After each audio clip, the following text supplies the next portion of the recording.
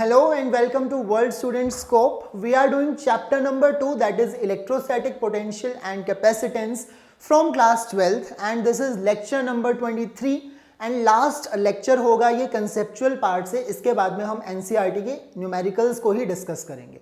So this is last topic, Venn digraph generator, which we are going to discuss today.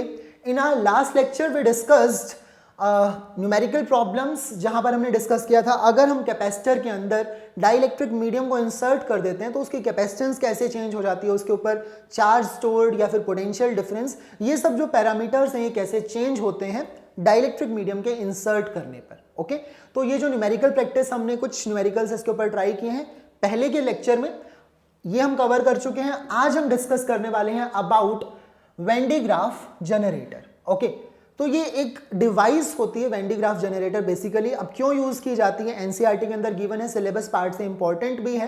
क्यों use की जाती है when de Graaff generator? बहुत ज्यादा high potential achieve करने के लिए. ठीक है, थोड़ा बहुत पोटेंशियल, जैसे बैटरी हम यूज करते हैं, सेल हम यूज करते हैं, तो उनका पोटेंशियल कितना होता है? 5 वोल्ट, 10 वोल्ट, 15 वोल्ट, है ना. बहुत ज़्यादा हाई पोटेंशियल हम यहाँ से अचीव नहीं कर पाते हैं, मतलब और भी मेथड्स होते हैं इससे ज़्यादा पोटेंशियल अचीव करने के, लेकिन वेन डिग्राफ जनरेटर की हेल्प से हम मिलियंस ऑफ वोल्ट में पोटेंशियल जनरेट कर सकते हैं. ठीक है, सो ये एक डिवाइस ही रहेगी हाई पोटेंशियल जनरेटर. इसको तभी बोला गया है क्योंकि ये जनरेट कर रही है एक टाइप से पोटेंशियल, और वो भी बहुत ज़्यादा हाई पोटेंशियल. ओके, अब इसके यूजेस क्या होते हैं वो हम देखेंगे धीरे धीरे, लेकिन इस टॉपिक को कवर करने से पहले हमें कुछ कॉन्सेप्ट्स जो है कवर करने होंगे. एक दो कॉन्सेप्ट हैं जो हमें समझ में आने चाहिए, फिर हम इस टॉपिक पर वेन डिग्राफ जनरेटर को डिस्कस कर लेंगे. Okay, so first of all we will discuss discharging action of sharp points. What is the meaning of sharp points here? हमें पता है कि अगर कोई कंडक्टिंग मटेरियल है और उसके ऊपर हम चार्ज रखते हैं तो वो चार्ज पूरे सरफेस पर डिवाइड हो जाता है यूनिफॉर्मली. ओके, वो यूनिफॉर्मली डिवाइड कर जाता है. जैसे कि अगर एक स्फीयर है और उसके ऊपर आपने चार्ज रखा तो वो चार्ज यूनिफॉर्मली पूरे स्फीयर पर फैल जाएगा. अब स्फीयर तो एक सिमेट्रिकल बॉडी है, ठीक है, उसकी शेप सिमेट्रिक है, तो हर तरफ से उसकी चार्ज डेंसिटी भी क्या होगी? सेम होगी. ठीक है, थ्रू आउट उसकी चार्ज डेंसिटी सेम होगी. इलेक्ट्रिक फील्ड बिल्कुल एक जैसा ही होगा.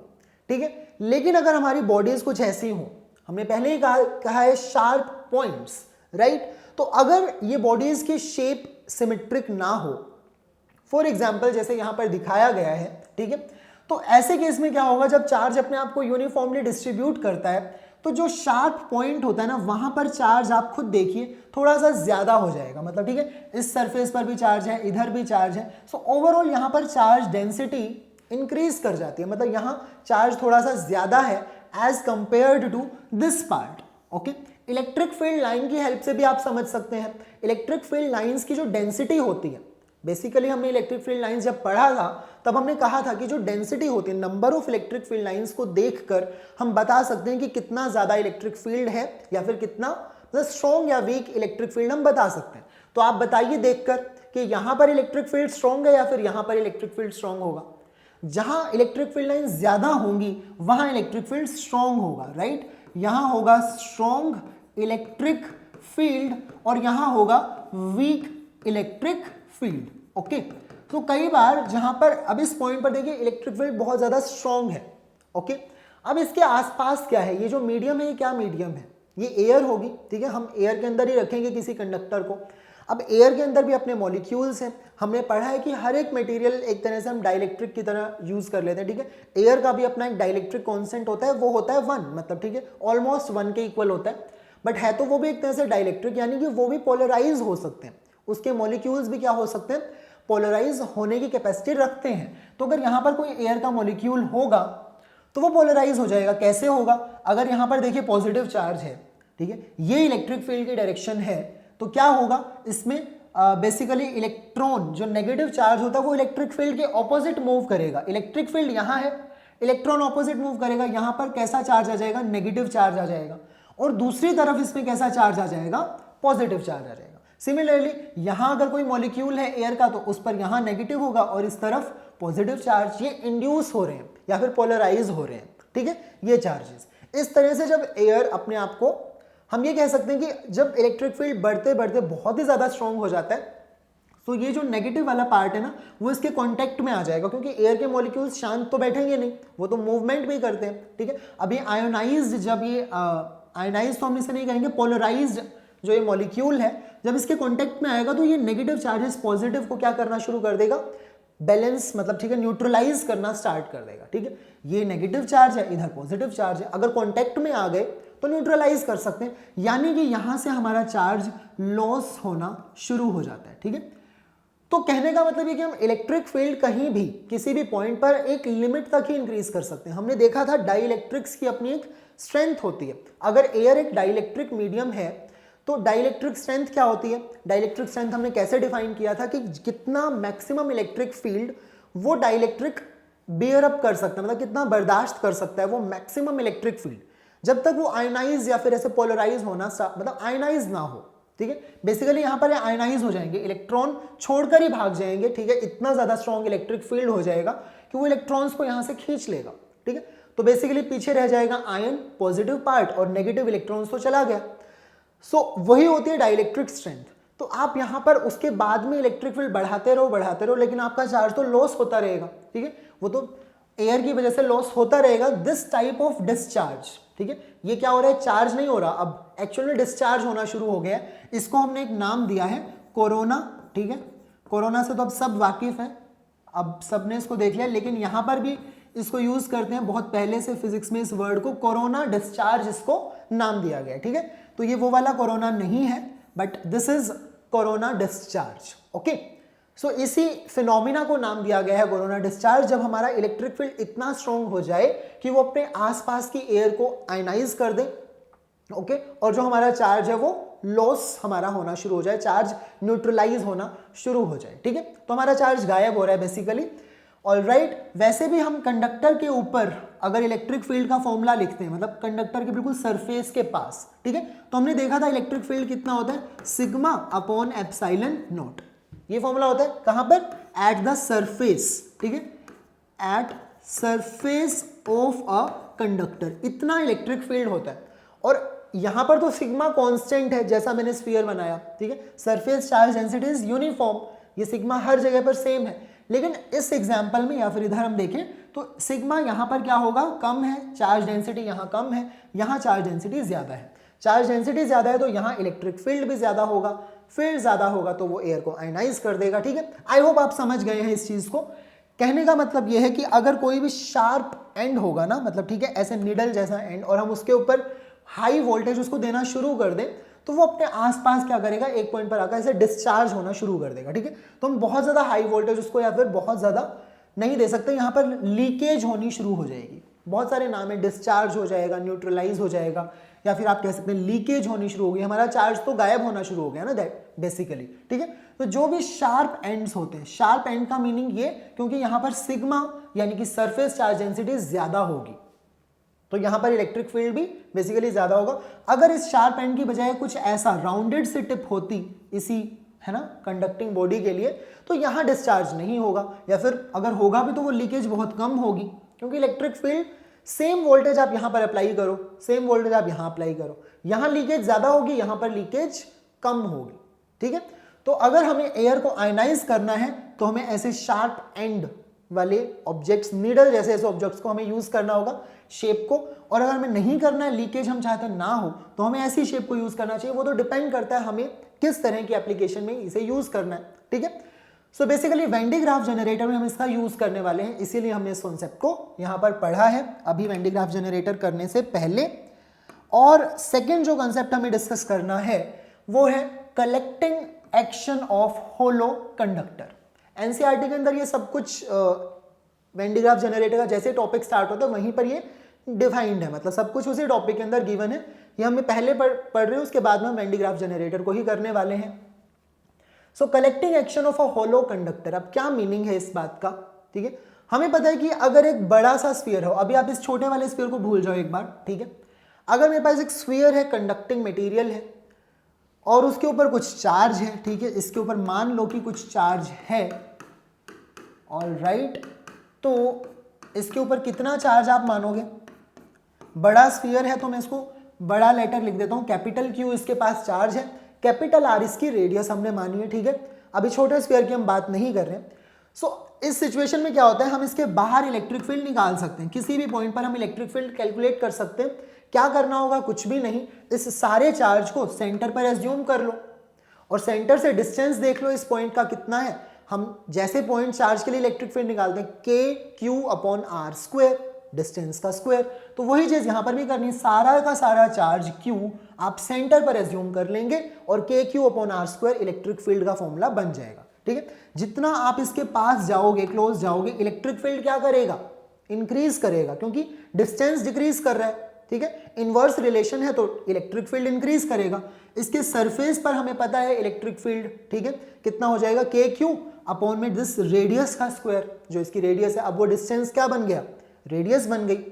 अगर हम उसके भी ज्यादा अंदर जाएंगे, इस कंडक्टर के अंदर ही एंटर कर गए, तो हमें पता है इलेक्ट्रिक फील्ड की वैल्यू हो जाएगी 0। तो अंदर कोई इलेक्ट्रिक फील्ड नहीं होता है। तो ये तो इलेक्ट्रिक फील्ड के बारे में हो गया।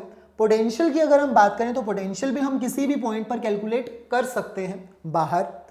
सेम वे में हम चार्ज को सेंटर पर एज्यूम कर सकते हैं, जितना आप इसके क्लोज जाएंगे पोटेंशियल इंक्रीज करता जाएगा और अंदर जाने पर पोटेंशियल 0 नहीं होगा, पोटेंशियल हो जाता है कांस्टेंट। पोटेंशियल क्या हो जाता है, कांस्टेंट। तो यहां तक तो हमारा पोटेंशियल इंक्रीज कर रहा था। ठीक है, सरफेस पर आते ही पोटेंशियल क्या हो गया, के क्यू अपॉन आर। ठीक है, और वही पोटेंशियल रहेगा अंदर भी। ठीक है, अंदर कांस्टेंट ही होता है। सो पोटेंशियल कितना होगा, ये कांस्टेंट वैल्यू होगी के, चार्ज इसके ऊपर क्यू है डिवाइडेड बाय रेडियस इसकी कैपिटल आर है। ओके, तो पोटेंशियल हर एक पॉइंट पर सेम होगा।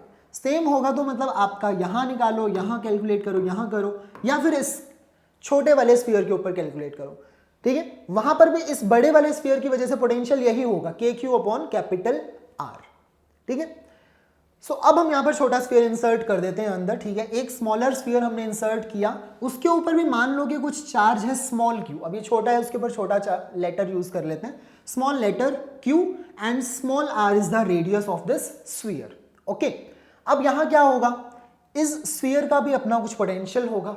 ठीक है, अपने खुद के सरफेस पर भी इसका पोटेंशियल होगा खुद के चार्ज की वजह से, और बाहर वाले स्फीयर का भी पोटेंशियल है अंदर, कितना है, के क्यू अपॉन कैपिटल आर। ठीक है, तो हम यहां पर क्या करने वाले हैं, हम दोनों सरफेसेस के ऊपर यहां पर और यहां पर हम क्या कैलकुलेट करने वाले, पोटेंशियल कैलकुलेट करने वाले हैं। यहां जो पोटेंशियल होगा उसको मैं कहूंगा potential at capital R distance. Centre से इस पॉइंट का कितना डिस्टेंस है, कैपिटल आर जो रेडियस है। ठीक है, और यहां जो पोटेंशियल होगा उसको मैं कहूंगा potential at small R distance. ये क्रॉस में यहां से हटा देता हूं। अब मुझे आपने इस छोटे वाले स्फीयर को कंसीडर करना है। अब हम यहां पर डिस्कशन में इसकी भी बात कर रहे हैं। ठीक है, सो कैलकुलेट करते हैं, चलो दोनों पोटेंशियल्स की वैल्यू को हम कैलकुलेट करते हैं। चलिए, पोटेंशियल एट कैपिटल आर क्या होगा, यहां इस पॉइंट पर पोटेंशियल क्या होगा, बड़े वाले स्फीयर की वजह से पोटेंशियल होगा के क्यू अपॉन कैपिटल आर, के क्यू अपॉन कैपिटल आर। हमें पता है सरफेस पर पोटेंशियल यही होता है और अंदर भी पोटेंशियल बड़े वाले स्फीयर की वजह से सेम है। छोटे वाले स्फीयर की वजह से इस डिस्टेंस पर कितना पोटेंशियल होगा, हमें ऐड करना पड़ेगा कांस्टेंट के मल्टीप्लाइड बाय छोटे वाले स्फीयर पर जितना चार्ज है क्यू डिवाइडेड बाय डिस्टेंस। तो देखो यहां पर भी कैपिटल आर है तो आपको कैपिटल आर ही यूज करना पड़ेगा, क्योंकि हम इस पॉइंट पर पोटेंशियल निकाल रहे हैं तो सेंटर से डिस्टेंस कैपिटल आर है। ठीक है, सो ये हो गया potential at distance capital R from the centre, और यहां हम निकालेंगे potential at distance small R from the centre. Okay, अब स्मॉल आर डिस्टेंस पर यहां पर निकालना है। यहां पर पोटेंशियल बाहर वाले स्फीयर की वजह से तो हमें पता है सेम है कितना है, के capital Q divided by capital R, plus करेंगे स्मॉलर स्फीयर की वजह से यहां पर पोटेंशियल क्या है, खुद की वजह से यहां पर पोटेंशियल क्या है, कांस्टेंट के मल्टीप्लाइड बाय जो खुद का चार्ज है स्मॉल क्यू डिवाइडेड बाय, अब डिस्टेंस देखो सिर्फ स्मॉल आर ही आपको यूज करना पड़ेगा, क्योंकि यही निकाल रहे हैं, दूर नहीं निकाल रहे हैं, पोटेंशियल यहीं पर कैलकुलेट करना है तो स्मॉल आर आ जाएगा। This will be your equation number 2। ठीक है, तो मैंने क्या किया है, अभी तक मैंने दोनों सर्फेसेस के ऊपर पोटेंशियल निकाला है, कुछ भी नहीं किया, सिर्फ पोटेंशियल कैलकुलेट किया है और दोनों स्फीयर्स की वजह से कंट्रीब्यूशन लिया है यहां पर भी और यहां पर भी। ठीक है, अभी के लिए हम ये मान रहे हैं कि जो चार्ज है ये पॉजिटिव है। ओके, जो इस स्मॉलर स्फीयर पर चार्ज है वो पॉजिटिव है, बाहर वाले स्फीयर पर कैसा भी चार्ज हो हमें कोई लेना देना नहीं है, यानी कि कैपिटल क्यू कुछ भी हो सकता है। अब हम क्या करेंगे, हम इन दोनों स्फीयर्स के बीच में ना पोटेंशियल डिफरेंस निकालते हैं। ठीक है, डिफरेंस निकालने के लिए हमें क्या करना पड़ेगा, सब्ट्रैक्ट करना पड़ेगा। चलो सब्ट्रैक्ट कर दो। ठीक है, सो हम क्या करेंगे, इक्वेशन 2, ठीक है, माइनस इक्वेशन 1। अब ऐसा मैं क्यों कर रहा हूं, यहां वाले में से यहां का पोटेंशियल क्यों सब्ट्रैक्ट कर रहा हूं, आप खुद देखो, ये जो पार्ट है ये तो कॉमन है, ठीक है, ये पार्ट क्या है, के क्यू, यहां पर है रेडियस स्मॉल r, जब डिनोमिनेटर कम होता है तो ये वैल्यू बड़ी होगी, ठीक है, और यहां पर रेडियस है कैपिटल R तो ये वैल्यू कम होगी, मानते हैं, अगर ये वैल्यू कम होगी तो ये पोटेंशियल भी कम होगा इस पोटेंशियल से, ठीक है, so this potential is higher, ठीक है, ये वैल्यू तो दोनों में सेम है ना, और ये वैल्यू यहां पर बड़ी है, सो दिस पोटेंशियल एक्चुअल में आप इसको कंपेयर कर सकते हैं कि पोटेंशियल एट स्मॉल r, अंदर वाले स्फीयर पर पोटेंशियल ज्यादा है, is greater than potential at outer sphere, ठीक है, सो जहां पर पोटेंशियल ज्यादा है मैं हायर में से लोअर पोटेंशियल सब्ट्रैक्ट कर रहा हूं, इक्वेशन 2 में से मैं 1 को सब्ट्रैक्ट करूंगा, देखिए क्या बनेगा, potential at small r minus potential at capital R will be equal to, ये पार्ट तो कैंसिल हो जाएगा, ठीक है, के क्यू हम कॉमन ले लेंगे, ठीक है, सो के Q is common, 1 upon small r minus 1 upon capital R। अब ये जो ब्रैकेट में लिखा गया है ये क्या है, देखो 1 upon small r is the radius of smaller sphere, ठीक है, and capital R is the radius of bigger sphere, तो ऐसी सिचुएशन में ये पार्ट तो देखो पॉजिटिव ही होगा, this part is obviously positive, है ना, क्योंकि ये रेडियस कम है, डिनोमिनेटर कम मतलब ये फैक्टर ज्यादा होगा, और ये कम होगा तो बड़े नंबर में से हम कम नंबर माइनस करेंगे तो पॉजिटिव ही आएगा, और हमने माना है कि चार्ज भी इसके ऊपर पॉजिटिव है, ठीक है, चार्ज भी इसके ऊपर कैसा है, पॉजिटिव है, so this complete difference is positive, यानी कि ये पोटेंशियल ज्यादा है, ये पोटेंशियल कम है, जब तक हमारा ये चार्ज है, मतलब ठीक है, ये चार्ज एक्चुअल में देखो, मतलब हमने कुछ भी रखा है यहाँ पर 1 कूलम 1 माइक्रो कूलम, कुछ भी हो, कितना भी थोड़ा चार्ज क्यों ना हो, अगर ये चार्ज यहाँ पर है, ठीक है, अगर यहाँ पर कुछ भी चार्ज है अंदर वाले स्फीयर पर, तो ये पोटेंशियल डिफरेंस हमेशा ही पॉजिटिव रहेगा, और पॉजिटिव पोटेंशियल है, पोटेंशियल डिफरेंस है, तो चार्ज फ्लो करना चाहेगा। अगर मैं यहाँ पर क्या करूँ,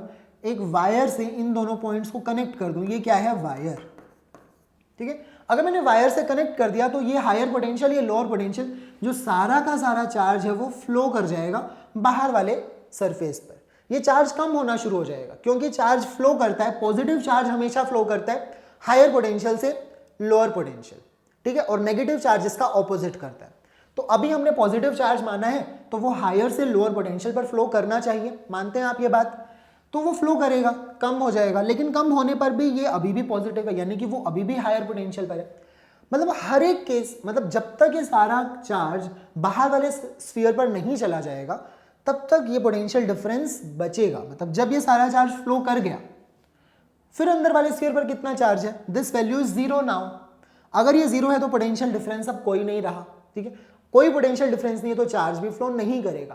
कहने का मतलब ये है कि जब हम ऐसी कोई सिचुएशन लेते हैं ना, ठीक है, तो अब आपको समझ में आ गया, अब इसको हम लिख लेते हैं थोड़ा सा, कि इन दिस सिचुएशन, ठीक है, इसके ऊपर अगर हमने स्मॉल क्यू चार्ज माना है, इसके ऊपर हमने कैपिटल क्यू चार्ज माना है, ठीक है, और हमने इसको वायर से कनेक्ट कर दिया, दोनों स्फीयर्स को कनेक्ट करना भी जरूरी है, चार्ज फ्लो कैसे करेगा, कनेक्ट करना पड़ेगा, okay, so in this situation potential, मतलब जो अंदर वाला स्फीयर है वो ऑलवेज होगा, ठीक है, इनर स्फीयर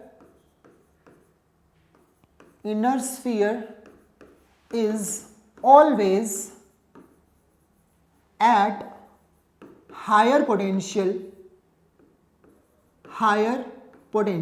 ठीक है, वो हमेशा ही हायर पोटेंशियल पर होगा, so that means all charge, so if they are connected with a wire, अगर उनको हमने एक वायर से कनेक्ट कर दिया, connected with a wire, क्या होगा, all of the inner charge, मतलब अंदर जो भी चार्ज है will flow to outer sphere, बाहर वाले स्फीयर पर वो चला जाएगा। अब बाहर वाले स्फीयर पर वैसे तो क्या होना चाहिए, देखो हम अगर सिंपली उसको चार्ज देने की कोशिश करें पॉजिटिव चार्ज, तो वो नहीं जाएगा, ठीक है, आप बाहर से कोशिश करो, उसके ऊपर पहले से पॉजिटिव चार्ज है, ठीक है, आप उसको और चार्ज देने की कोशिश करो, वो नहीं जाएगा, क्यों, क्योंकि पॉजिटिव रिपेल करेगा, ये तो ऑब्वियस सी बात है, लेकिन हमने एक ऐसा मैकेनिज्म ये ढूंढ लिया है कि अंदर एक छोटा स्फीयर रख दो, अब इस छोटे स्फीयर का पोटेंशियल ज्यादा होगा, इसका पोटेंशियल कम होगा। हायर पोटेंशियल से लोअर पोटेंशियल चार्ज फ्लो करता ही करता है, ठीक है, उसमें कोई प्रॉब्लम नहीं आएगी। तो ये चार्ज ऑटोमेटिकली फ्लो कर जाएगा, जो मर्जी इसका पोटेंशियल हो, मतलब ठीक है, इसका पोटेंशियल बढ़ता जाएगा। जितना ज्यादा आप इसके ऊपर चार्ज फ्लो करवाते जाओगे उतना ही ज्यादा इसका बाहर वाले स्फीयर का पोटेंशियल होता जाएगा, ठीक है। इस पर चार्ज क्या करेगा, इंक्रीज। देखो स्टार्टिंग में इसके ऊपर मान लो इतना ही चार्ज था, ठीक है, मैंने ऐसे बना दिया थोड़ा सा चार्ज दिखाने के लिए, ऑलराइट। सो पहले इतना चार्ज था, जैसे आपने कनेक्ट किया चार्ज बढ़ गया, ठीक है, और कनेक्ट किया और बढ़ गया, ठीक है, मतलब इसके ऊपर और चार्ज आएगा, वो सारा का फिर फ्लो कर जाएगा। तो इसके ऊपर चार्ज बढ़ता जाएगा बेसिकली, बाहर वाले इस आउटर स्फीयर पर चार्ज इंक्रीज करता रहेगा, पॉजिटिव को रिपेल नहीं करेगा, ठीक है, ऐसे होता ही रहेगा। कब तक होता रहेगा, अब इसकी एक लिमिट कब आएगी, मतलब ये होना, चार्ज फ्लो तो करना बंद नहीं करेगा, बट प्रॉब्लम यहाँ पर ये आ जाएगी जो हमने इससे पहले डिस्कस किया कि बाहर है एयर, ठीक है, अगर इसका चार्ज बढ़ते बढ़ते इतना ज्यादा हो जाए कि वो एयर को आयनाइज कर दे, मतलब ठीक है, एयर की जो एयर एक डाइलेक्ट्रिक है उसकी डाइलेक्ट्रिक स्ट्रेंथ से ज्यादा इलेक्ट्रिक फील्ड हो गया तो वो आयनाइज होना स्टार्ट हो जाएगी और वो इसको न्यूट्रलाइज, अब इस चार्ज को कम करना शुरू कर देगी, यानी कि डिस्चार्ज होना शुरू हो जाएगा, कोरोना डिस्चार्ज। फिर कोई फायदा नहीं है, उसके बाद में और चार्ज देने का कोई फायदा नहीं, मतलब एक लिमिट तक आप इंक्रीज कर पाओगे, ठीक है, क्योंकि बाहर एयर है। ओके, सो अगर वैक्यूम होगा तो थोड़ा सा ज्यादा आप इंक्रीज कर पाएंगे, क्योंकि वैक्यूम में कोरोना डिस्चार्ज नहीं हो पाएगा उतना ज्यादा, ठीक है। सो एयर होगा तो इसकी एक लिमिट रहेगी ही, बट हम वैक्यूम के अंदर इसको नहीं करेंगे। So all of the inner क्या है, if they are connected with a wire, all of the inner, यहां पर क्या आएगा, इनर चार्ज, ठीक है, अंदर का जो चार्ज है will flow to outer sphere, no matter how high is the potential of outer sphere is। इस बात से कोई फर्क नहीं पड़ता कि बाहर वाले स्फीयर पर कितना ज्यादा पोटेंशियल है, ठीक है, कितना भी ज्यादा पोटेंशियल हो, वो चार्ज अंदर वाले स्फीयर का पोटेंशियल हमेशा ज्यादा ही होगा, तो चार्ज फ्लो करेगा ही करेगा, ठीक है। आई होप आपको ये कंसेप्ट क्लियर है, कुछ भी नहीं है इसके अंदर, ठीक है। हमने यहाँ पर डिफरेंस कैलकुलेट करके देखा, मैथमेटिकली हमने ये चीज प्रूव की है कि ये डिफरेंस पॉजिटिव है। अगर ये चार्ज पॉजिटिव है अंदर वाले स्फीयर पर तो वो चार्ज फ्लो कर जाएगा बाहर वाले स्फीयर पर, अगर आप इसको कनेक्ट करते हो तो, ठीक है। तो इसमें कोई दिक्कत होनी नहीं चाहिए। और इसकी लिमिट कब आ जाएगी, एयर बाहर अगर है तो एयर के अंदर कोरोना डिस्चार्ज हो जाएगा, ठीक है, एयर के अंदर कोरोना डिस्चार्ज होगा तो उसकी वजह से फिर ऑब्वियसली प्रॉब्लम आएगी, हम उससे ज्यादा चार्ज, एक लिमिट से ज्यादा चार्ज यहां पर एक्सीड नहीं कर पाएंगे। Alright, so we are done with these two concepts. अब हम बात कर सकते हैं वेन डी ग्राफ जनरेटर, जो कि एक डिवाइस है जिसकी हमें बात करनी है, ठीक है। ये एक जस्ट एक छोटी सी क्लिप यूज की गई है कि अब ये बच्चा क्या कर रहे हैं, यहाँ पर दिख नहीं रहा, बट ये वेन डी ग्राफ जनरेटर को टच कर रहा है, ओके, और ये किस पर खड़ा है, एक इंसुलेटिंग मटेरियल पर ही वो खड़ा है। तो होगा क्या, चार्ज बॉडी के ऊपर ऐसे रिसाइड नहीं करेगा, हम तो कंडक्टर है ना, हमारी बॉडी कैसी है, कंडक्टर। तो ऐसा क्यों होता है, करंट लगने पर ऐसे बाल क्यों हमारे उड़ने शुरू हो जाते हैं, हमारी बॉडी में चार्ज आता है और चार्ज कंडक्टर बॉडी में ना सरफेस पर आना चाहता है, ठीक है, जितना ज्यादा वो सरफेस पर आ सकता है वो कोशिश करेगा। तो चार्ज हमारी बॉडी से फ्लो करते करते यहाँ बालों में आएगा, तो वो ऐसे हमारी इसीलिए हालत हो जाती है क्योंकि ये जो चार्ज है वो सरफेस पर आना चाहता है, ठीक है। सो ऑब्वियसली इसको इंसुलेटिंग सरफेस पर एक प्रॉपर खड़ा किया गया, ऐसे नहीं, क्योंकि मतलब वरना तो बहुत ज्यादा हाई शॉक लग जाएगा। वेन डी ग्राफ जनरेटर हमने पहले ही बात की कि बहुत ज्यादा हाई पोटेंशियल होता है, मतलब मिलियंस ऑफ वोल्ट, ठीक है, तो उसको अगर हम टच करेंगे तो ऑब्वियसली बहुत खतरा है, लेकिन प्रॉपर प्रिकॉशंस के साथ में हम ऐसा कर सकते हैं। So when de Graaff generator क्या है, when de Graaff generator it is an electrostatic generator है, ठीक है। इलेक्ट्रोस्टैटिक जनरेटर, वैसे भी हम अभी इलेक्ट्रोस्टैटिक्स ही पढ़ रहे हैं, करंट की बात हम करने वाले हैं बहुत ही जल्द, लेकिन अभी ये इलेक्ट्रोस्टैटिक जनरेटर है, ठीक है।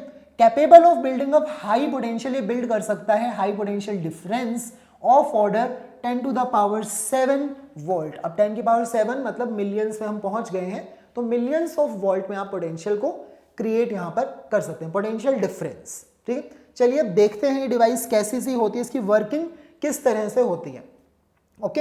अब होगा क्या, हम क्या यूज करने वाले हैं, जो सेटअप होगा वो कुछ इस तरह का होगा, आप देख सकते हैं एक बड़ा स्फीयर होगा, आउटर स्फीयर, और ये जो है ये एक छोटा स्फीयर का काम करेगा अंदर, और ये आपस में कनेक्टेड होंगे, ठीक है, समहाउ कुछ कनेक्टेड होंगे ये। और यहाँ पर एक ये पुली वाला अरेंजमेंट लगा होगा, मतलब ये पुली है, ये भी एक पुली है, ठीक है। एक ये थोड़ा सा कम डिटेल डायग्राम है, अभी हम डिटेल डायग्राम इसके बाद में देखेंगे। सो व्हाट विल हैपन, यहाँ पर एक बेल्ट लगी हुई है, ठीक है। अब इस बेल्ट किस मटेरियल की होगी, इंसुलेटिंग से मटेरियल की होगी। यहाँ हम क्या करेंगे, समहाउ इस बेल्ट के ऊपर ना चार्ज सप्लाई करेंगे, ठीक है। ये हमारा खुद का बैटरी सोर्स है, बैटरी बैकअप, और इसकी हेल्प से हम इस बेल्ट के ऊपर ना चार्ज रख छोड़ना शुरू कर देंगे, पॉजिटिव चार्ज। अब वो पॉजिटिव चार्ज फ्लो करके जाएगा यहाँ, ठीक है, इस तरफ चला जाएगा। अब इधर जाएगा तो वो यहाँ की जो एयर को फिर आयनाइज करेगा, मतलब इसमें एयर भी आयनाइज होगी, ठीक है, डायरेक्टली कनेक्टेड नहीं होंगे, ठीक है। सो ये पॉजिटिव चार्ज एक्चुअल में मतलब उसके ऊपर एयर को आयनाइज करेगा, लेकिन वो एयर इसके हाथ में कनेक्टेड होगी, मतलब समहाउ हमें इस अंदर वाले स्फीयर पर जो चार्ज होगा उसको बाहर वाले स्फीयर पर ले आएंगे। कॉन्सेप्ट तो यही है, मतलब बेसिक प्रिंसिपल इसका यही है कि अंदर वाले स्फीयर का चार्ज हमें बाहर वाले स्फीयर पर लेकर आना है, और वो होगा ही होगा जब अगर उनके बीच में कनेक्शन बन जाता है तो वो चार्ज ट्रांसफर कर जाएगा। क्यों? क्योंकि हमने पढ़ लिया है कि अंदर वाला स्फीयर हमेशा हायर पोटेंशियल पर होगा कंपेयर टू आउटर स्फीयर, ठीक है। तो ये चार्ज ट्रांसफर कर जाएगा और बाहर वाले स्फीयर पर चार्ज बढ़ता जाएगा बढ़ता जाएगा। तो जब हम टच करते हैं इसको, इस वेन डी ग्राफ जनरेटर को ऐसे टच करेंगे तो वो सारा चार्ज हमारी बॉडी में ट्रांसफर हो जाता है, सरफेस पर आना चाहता है, इसीलिए ऐसे बाल खड़े हो जाते हैं, ऐसा हमारे साथ हो जाता है, ठीक है। चलिए अब इसको डिस्कस करते हैं, इसके प्रिंसिपल जो हमने बोला है, ठीक है। प्रिंसिपल यही है वेन डी ग्राफ जनरेटर का। वैसे तो इसकी वर्किंग वगैरह सब आपको मिल जाएगी, ठीक है। वर्किंग हम लिखेंगे तो नहीं, बट ऐसे बात कर लेंगे। अभी प्रिंसिपल देखिए क्या है। प्रिंसिपल जो हमने दो प्रिंसिपल्स पढ़े वो स्टार्टिंग में प्रिंसिपल ही थे, जो दो कॉन्सेप्ट पढ़े हैं। Discharging action of sharp point, ये अभी हमने पढ़ा स्टार्टिंग में आज के लेक्चर में। हमें पता है कि जो शार्प पॉइंट है ना वो डिस्चार्ज करते हैं, ठीक है। वहां से वो कौन सा डिस्चार्ज, जिसको हमने बोला था corona discharge, that is electric discharge take place in air और gases readily at the pointed ends of a conductor. तो हम ना एक कंडक्टर्स यूज करने वाले हैं, वो भी पॉइंटेड एंड, ठीक है। अब यहां पर एक बेल्ट लगी होगी, हमने देखा था ना, एक ऊपर एक पुली होगी, एक नीचे पुली होगी, दोनों को हमने बेल्ट से कनेक्ट किया है। नीचे वाली पुली के साथ में हमने मोटर लगाई है, तो वो घूम भी रहा है, रोटेट करेगा, ठीक है। सो अब वो जो बेल्ट है ना उसके ऊपर, अब ये बेल्ट ऊपर जाने वाली है, और यहां पर हम क्या यूज करने वाले, पॉइंटेड एंड्स वाली एक कॉम्ब है ना, जो कॉम्ब होती है उसके बहुत सारे ऐसे पॉइंटेड एंड होंगे, और उसको हमने कनेक्ट किया होगा एक वोल्टेज सोर्स के साथ। अभी डायग्राम देखेंगे, ठीक है। सो वो जो पॉइंटेड एंड है, शार्प एंड वाले जो ऑब्जेक्ट होंगे वो अपने आसपास की एयर को डिस्चार्ज करेंगे, ठीक है, एयर के साथ में। तो अगर इस पर पॉजिटिव चार्ज है तो नेगेटिव तो वो एयर का खींच लेगी, बाकी जो एयर के पॉजिटिव आयंस बचेंगे वो कहाँ चिपक जाएंगे, इस बेल्ट के ऊपर चिपक जाएंगे, ठीक है। और वो बेल्ट ऊपर जाएगी तो वो पॉजिटिव चार्ज भी ऊपर चला जाएगा, ठीक है। आई होप आपको इतना कॉन्सेप्ट समझ में आया, ठीक है। शार्प पॉइंट्स पर अगर हम चार्ज क्रिएट करेंगे तो वो अपना कोरोना डिस्चार्ज करेंगे, यानी कि एयर या फिर गैसेस को वो आयनाइज करेंगे, ठीक है, readily at the pointed ends of conductor. Second principle जो हम वेन डी ग्राफ जनरेटर में यूज करते हैं वो यही है कि if a charge conductor is brought into, अगर एक चार्ज कंडक्टर हम ले आते हैं into internal contact with a hollow conductor, ठीक है। ये एक पहले से एक कंडक्टर है, उसके अंदर एक और कंडक्टर ले आए, ठीक है। तो एक चार्ज कंडक्टर को हम ले आए, एक होलो कंडक्टर, ये होलो है, उसके अंदर हमने ले आया इसको। So all of its charge transfers to the hollow conductor howsoever high potential of the latter may be. जो इसका सारा चार्ज होगा वो ट्रांसफर हो जाएगा बाहर वाले होलो कंडक्टर पर, चाहे इसका कितना भी ज्यादा पोटेंशियल क्यों ना हो, वो चार्ज ट्रांसफर होना कभी कम नहीं होगा। उसकी लिमिट इसलिए आ जाती है क्योंकि बाहर वो एयर को फिर बाहर भी कोरोना डिस्चार्ज होना शुरू हो जाता है, ठीक है। लेकिन इसका सरफेस बहुत लार्ज है, आप ये बात मानते हैं, ये सरफेस बहुत बड़ा होता है, तो यहाँ पर बहुत टाइम लगेगा, इतना ज़्यादा इलेक्ट्रिक फील्ड या फिर इतनी ज़्यादा चार्ज डेंसिटी बनने में टाइम लगेगा कि वो एयर को डिस्चार्ज कर पाए, ठीक है। एक पॉइंटेड ऑब्जेक्ट तो थोड़ा सा पोटेंशियल देने से भी डिस्चार्ज कर देगा, क्योंकि वो पॉइंटेड ऑब्जेक्ट है, उसके पास सरफेस एरिया ज़्यादा नहीं है। यहाँ तो सरफेस एरिया बहुत बड़ा है, ठीक है, उसके पास चार्ज के पास बहुत जगह है आराम से रुकने के लिए, वो स्प्रेड करता जाएगा, ठीक है। एक पॉइंट पर आकर इतना ज़्यादा चार्ज हो जाएगा कि वो एयर को फिर वो डिस्चार्ज करना शुरू कर देगा, ठीक है। So if a charge conductor, एक चार्ज कंडक्टर को आप लेकर आते हैं, ब्रॉट इनटू इंटरनल कॉन्टैक्ट में ले आते हैं, कॉन्टैक्ट होना जरूरी है, internal contact with a hollow conductor, तो इसका सारा चार्ज ट्रांसफर हो जाता है to the hollow conductor, howsoever high potential of the latter may be, बाहर वाले का पोटेंशियल कितना भी ज्यादा क्यों ना हो, और ये किसी भी शेप के लिए ट्रू है। मान लो एक ये होलो सिलेंडर है, ठीक है, उसके अंदर मैंने कुछ ऐसे कंडक्टर लेकर आया, मान लो ये स्फीयर ले आया मैं इसके अंदर, ठीक है, शेप कुछ भी हो, ये एक होलो कंडक्टर है, उसके अंदर मैं एक दूसरा कंडक्टर ले आया, छोटा कंडक्टर इसके अंदर ले आया, चार्ज कंडक्टर, और इनको मैंने कॉन्टैक्ट में ले आया। सो इस सिचुएशन में भी चार्ज जो है वो ट्रांसफर कर जाएगा, सारा चार्ज बाहर वाले सरफेस। हमने डेरिवेशन जो है वो ऑब्वियसली स्फीयर के लिए डिराइव करना, वो कॉन्सेप्ट बहुत ईजी है, इसीलिए हमने स्फीयर की बात की थी, बट ये किसी भी शेप के लिए ट्रू है, ठीक है। So this is true for any shape, ठीक है। तो ये बहुत इंटरेस्टिंग चीज है कि सभी शेप्स के लिए ट्रू है, ऐसा नहीं है कि दोनों स्फीयर्स ही होने चाहिए, although Van de Graaff generator में हम स्फेरिकल शेप को ही यूज करेंगे। Okay, so these two are principles, principle पता होना बहुत जरूरी है, यही दो प्रिंसिपल हमने स्टार्टिंग में डिस्कस किए हैं, ओके, और यही आपको यहाँ पर नोट करने, एग्जाम में भी पूछा जाता है, तो प्रिंसिपल में आपको यही दो पॉइंट्स के बारे में बात करनी है, यही है principle Van de Graaff generator का। अब बात कर लेते हैं इसकी वर्किंग के बारे में, ठीक है। तो ये डिटेल्ड डायग्राम एनसीईआरटी के अंदर आपको गिवन है, ऐसा डायग्राम, ठीक है। अब हमने क्या देखा, दो यहां पर होती हैं ऐसी पुली स्फीयर्स, ठीक है, मतलब उसके ऊपर ये क्या लगी हुई है, बेल्ट लगी हुई है। ऑब्वियसली ये जो नीचे lower pulley is connected with a motor, लिखा हुआ है मोटर ड्रिवन पुली, तो इसको तो मोटर से हम ड्राइव कर रहे हैं, बेल्ट ऑटोमेटिकली ऐसे रोटेट करती रहेगी, घूमती रहेगी, ठीक है, इसके ऊपर कोई मोटर नहीं है। अब ये बेल्ट है, बेल्ट किसकी बनी हुई है, इंसुलेटिंग मटेरियल की ही बनी होती है, बेल्ट भी देखो यहां लिखा है insulating belt to carry and deliver charge, ठीक है। इंसुलेटिंग मटेरियल इसलिए क्योंकि इसके ऊपर एक बार अगर चार्ज चिपक गया तो वो बस वहीं रहेगा, ऐसे स्प्रेड करने की कोशिश नहीं करेगा, ठीक है। ये चार्ज यहाँ है तो ये धीरे धीरे जब बेल्ट ऊपर जाएगी तभी वो चार्ज ऊपर पहुंचेगा, ठीक है। सब होगा क्या, अब यहां पर होती है नीचे लोअर वाली जो पुली के पास में हमने लगाना है metal brush delivering charge from source, okay. अब यहां पर मेटल ब्रश है, एक्चुअल में ना ये कॉम्ब की जैसा ऐसा सा ब्रश होता है जो हमने कनेक्ट किया होता है, ठीक है। यहां पर सिर्फ एक एरो बनाया गया सिंगल, लेकिन एक्चुअल में ऐसे कॉम्ब के जैसा होगा इसका स्ट्रक्चर, जिसको हमने एक बैटरी सोर्स से कनेक्ट किया होगा, ठीक है, एक हाई वोल्टेज के सोर्स से, लेकिन वो हाई वोल्टेज इतना नहीं होगा जितना हम इससे जनरेट कर लेंगे, वरना तो आप बोलोगे कि अगर हाई वोल्टेज सोर्स से हम इसको ड्राइव कर ही रहे हैं तो फिर जरूरत क्या है वेन डी ग्राफ जनरेटर की। वेन डी ग्राफ जनरेटर इससे भी ज्यादा हाई वोल्टेज हमें सप्लाई करेगा, ठीक है। सो ये एक वोल्टेज सोर्स हमें यहाँ पर यूज करना पड़ेगा, एक मोटर ड्रिवन मोटर भी यहाँ पर जरूरत पड़ेगी।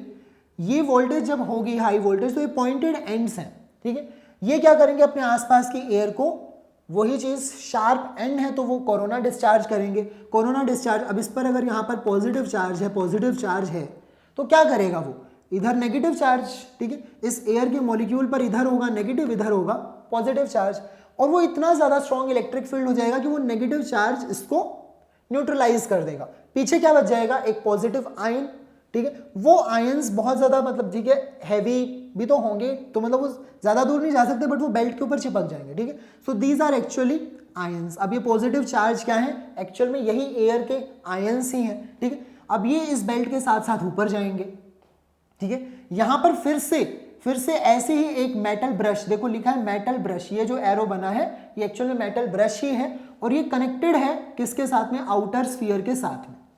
ये मेटल ब्रश ही कनेक्टेड है आउटर स्फीयर के साथ में, ओके। तो अब जो भी चार्ज इस मेटल ब्रश के ऊपर आएगा ना वो फ्लो कर जाएगा, कॉन्टैक्ट तो देखो इन दोनों का ही है, इस मेटल ब्रश का आउटर स्फीयर के साथ में कॉन्टैक्ट है, तो जो चार्ज इस मेटल ब्रश पर आएगा वो आउटर स्फीयर पर फ्लो कर जाएगा, ट्रांसफर हो जाएगा, ठीक है। अब इस मेटल ब्रश पर चार्ज आएगा कैसे, दोबारा से क्या होगा, देखो यहां पर इस बेल्ट पर ये बेल्ट फ्लो करेगी इस तरह से, तो पॉजिटिव चार्ज इस बेल्ट के ऊपर है, वो यहां दोबारा से क्या करेगा, कोरोना डिस्चार्ज इस तरह से करेगा।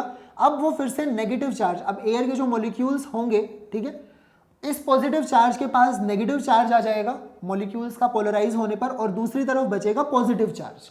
अब इसका रिवर्स होगा, ये नेगेटिव चार्ज इस पॉजिटिव को न्यूट्रलाइज करने की कोशिश करेगा, यानी कि उस कोशिश में ये मॉलिक्यूल आयनाइज हो जाएगा। ये नेगेटिव चार्ज जैसे ही इस पॉजिटिव के पास गया तो पीछे सिर्फ पॉजिटिव चार्ज बचा, और वो पॉजिटिव चार्ज इस मेटल ब्रश पर आ जाएगा, ठीक है। इस ब्रश पर जितना पॉजिटिव चार्ज आता जाएगा वो बाहर वाले सरफेस पर ट्रांसफर होता जाएगा, यानी कि इस स्फीयर पर चार्ज इंक्रीज करता जाएगा और एक लिमिट तक इंक्रीज कर पाएगा। ठीक है, कब तक इंक्रीज करेगा? जब तक इसके आसपास की जो एयर है वो एयर दोबारा से आयनाइज होना स्टार्ट ना हो जाए, यानी कि यहां पर जब तक कोरोना डिस्चार्ज नहीं होगा, ठीक है, कोरोना डिस्चार्ज स्टार्ट नहीं हो जाएगा तब तक ये चार्ज यहां पर इंक्रीज हम कर सकते हैं। ठीक है, ऐसा करने में हम मिलियन ऑफ वोल्ट की मतलब पोटेंशियल डिफरेंस क्रिएट कर पाते हैं। अब इतना मिलियन वोल्ट पोटेंशियल डिफरेंस क्यों क्रिएट करना है?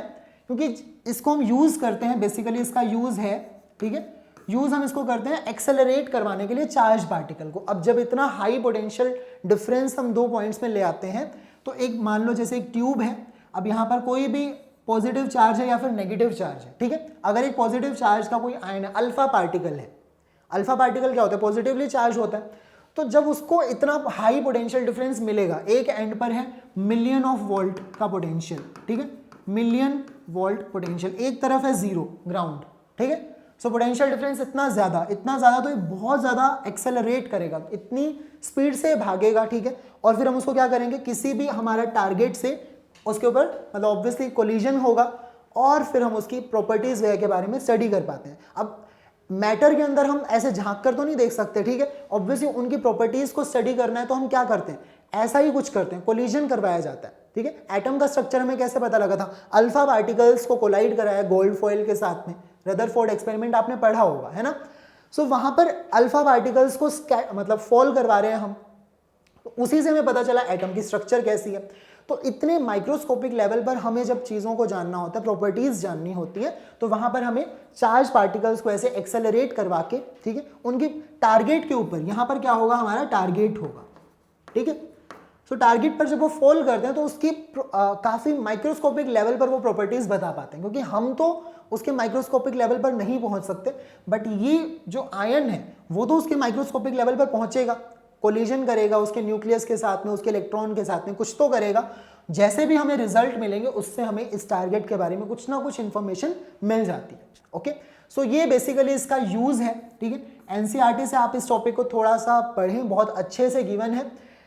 क्या इसका मैकेनिज्म होता है, वर्किंग क्या है, वो मैंने बता दी है, ठीक है। मेटल ब्रश दोनों तरफ यहां पर लगे हैं, ये दोनों पुलीज हैं, दिस इज मोटर ड्रिवन पुली। ये मेटल ब्रश कुछ इस तरह से हाई वोल्टेज से कनेक्टेड है, ठीक है। तो पॉजिटिव चार्ज इस बेल्ट पर जाता है, ये पॉजिटिव चार्ज यहां पर भी एयर को आयनाइज करता है, ठीक है, और पॉजिटिव चार्ज बेसिकली बाहर फ्लो करता जाएगा, ठीक है। तो ये समझना बहुत जरूरी है कि पॉजिटिव चार्ज क्यों कर रहा है फ्लो।